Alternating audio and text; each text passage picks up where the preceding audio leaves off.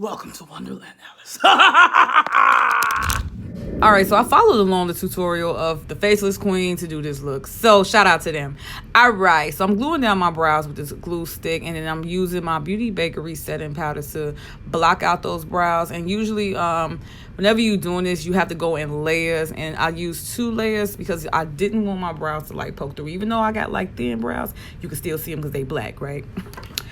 All right, so now I'm taking my Jeffreestar Velour lip liner in Redrum, and I'm pretty much just drawing out the scars and the shape of the scars that I want on my face. So this look was really all about placement and like a lot of shading, a lot of contouring, a lot of shadowing and all of that. So like I said, you know, patience was key with this look. So I'm just pretty much drawing out every single scar that I want in the shape of that I want. So like I said, you know, with the tutorial that I followed, I kind of veered from it a little bit and kind of did my own little thing and my own little pattern. So that was pretty much key with this look. And I even drew over the part where I blocked out my brows because, you know, the scars had to go up there as well.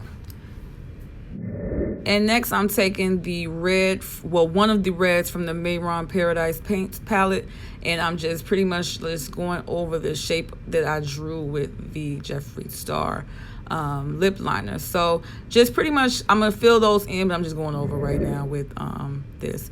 And as you guys can see, we fast forwarded a little bit, so I pretty much drew out the rest of the scars on my face, and I'm just going over it with that red. Now the red, it was 2 different reds in this palette, and I used the light red at first, and I'm like, damn, I probably should have used the darker red just so the scars could look a little more deep. So I basically switched over and used the darker red, and I just traced over all of the outline lines that I drew all over my face. It's a lot easier than it looks. The key to this look really was all about line placement, shape placement, and just really shading and contouring. So I just wanted it to look as realistic as possible, just like the Faceless Queen did. And I really had to go over my face a million times. It felt like, even though this look did not take that long, it was just all about like the accuracy of the scars, and I just wanted it to be as accurate as possible. So I even went down my neck and drew some of these lines out as well and extended it. Now I'm just filling in those dead spaces in the scars with like a white.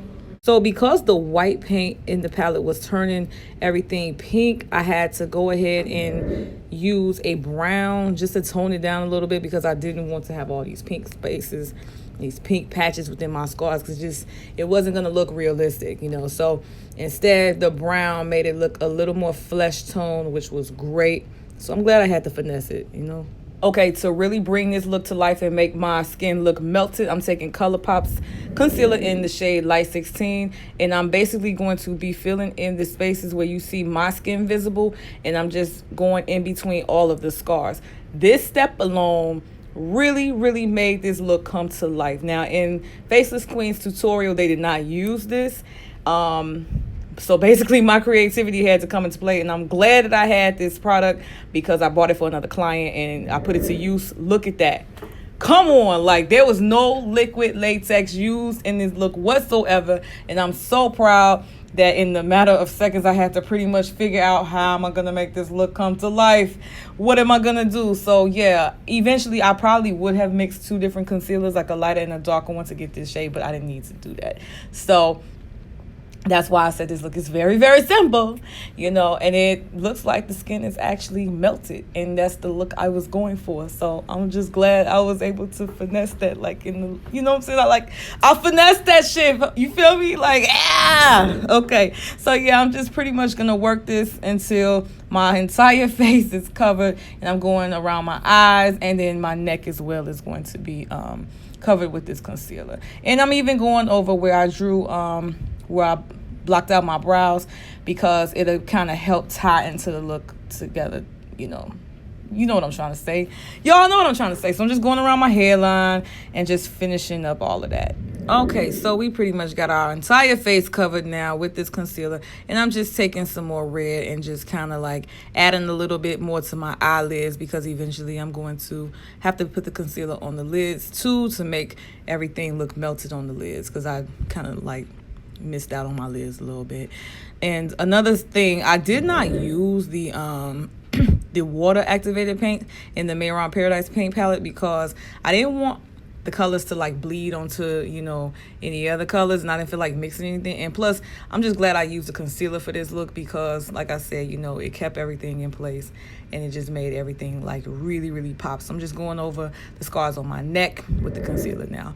Now I'm taking this black from the Crayon case, and I'm just gonna be shading in some of the scars with the black shadow. I didn't want to use paint for this because, like I said, I just didn't want for the water to bleed onto the rest of my scars. You know, I just didn't want no mess, so I just felt like, you know, I'm just gonna shade in these little areas and, you know, just kind of keep it simple, you know. So it'll definitely add more depth to the scars throughout the face. Okay, so now I'm taking this white paint from that same palette, and I'm actually highlighting the mask. So where you would apply a natural highlighter anyway if you're doing your regular makeup, same thing with this. So the high points of the face, the forehead, the nose, the mouth, the cheeks. So basically this is giving us a more 3D effect to this mask, making it look very lifelike and realistic. And I'm just tidying up, finishing up any last little areas, and yeah, I'm done, son.